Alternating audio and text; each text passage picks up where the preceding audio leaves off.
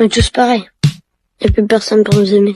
J'ai une révélation à vous faire. Le problème de la santé mentale des jeunes, c'est pas TikTok. Le problème des jeunes, c'est vous. Au début, vous nous disiez que le problème des jeunes, c'était la télévision et Club Dorothée. On nous a ensuite dit que le problème des jeunes, c'était les jeux vidéo et GTA 5. Et maintenant, on nous dit que le problème, c'est les réseaux sociaux, c'est TikTok. Vous passez votre temps à trouver des excuses pour ne pas admettre que le problème de la santé mentale des jeunes, c'est vous. C'est vos politiques contre les jeunes. La France de Macron, c'est la dépression des jeunes qui a été multipliée par 2 depuis son élection. Les hospitalisations pour tentative, c'est plus 76% pour les 20-24 ans, plus 118% pour les 10-14 ans. Un jeune sur 3 qui présente un risque de troubles anxio-dépressifs. Mais vous arrivez quand même à nous dire que ce n'est pas de votre faute. Le problème, c'est que les faits sont accablants. Depuis 2010, la courbe de la santé mentale chez les jeunes, elle est comme ça. Elle ne fait que monter. Donc, vous ne pouvez pas nous dire que c'est le Covid. Et quand vous regardez cette donnée en fonction de l'âge des jeunes, c'est pareil. Plus les jeunes grandissent, plus ils sont affectés par des troubles de la santé mentale. Le moment où les adolescents sont le plus affectés, le moment où les numéros verts sur la santé mentale des jeunes sont les plus surchargés, c'est le moment de Parcoursup. Et ça, le ministère de l'Éducation nationale le sait très bien. C'est même pire que ça, il le cache. J'ai auditionné des scientifiques qui ont été missionnés par l'Éducation nationale pour étudier la santé mentale des jeunes. Il leur a été interdit de parler de Parcoursup dans leur enquête. Le ministère a censuré un rapport scientifique qui devait interroger les jeunes sur Parcoursup. Mais les faits sont là. Parce que quand on interroge les adolescents sur ce qui les angoisse,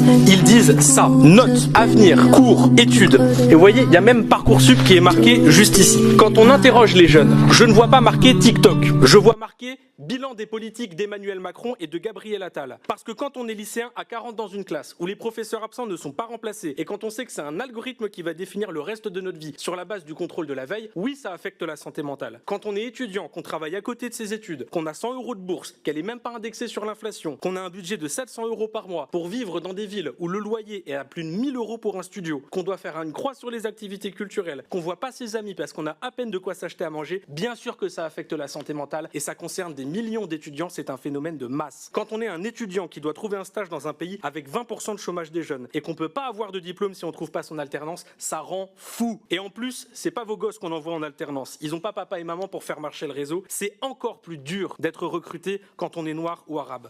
Et même quand on est une femme voilée. Voici ce qui tourne dans les groupes de promo. Une liste d'entreprises qui acceptent les femmes voilées au travail. Voilà jusqu'où mène le racisme et l'islamophobie dans notre pays. Quand on parle de détresse psychologique chez les jeunes, c'est ça qui ressort. C'est l'incertitude. C'est le sentiment de ne pas pouvoir se projeter. C'est se demander à quelle sauce on va être mangé. Comment voulez-vous que ces jeunes puissent se sentir bien dans une société qui ne veut pas d'eux? Et ne me dites pas que c'était la même chose il y a 50 ans. Le prix du logement n'était pas le même. Le chômage n'était pas le même. La croissance économique n'était pas la même. Le pouvoir d'achat n'était pas le même. La pression à l'orientation et au recrutement n'était pas le même. Il y a 50 ans, on pouvait se dire que demain ça irait mieux. Aujourd'hui, quand on réfléchit à la France dans 50 ans, on pense à la crise économique, au réchauffement climatique et à la guerre.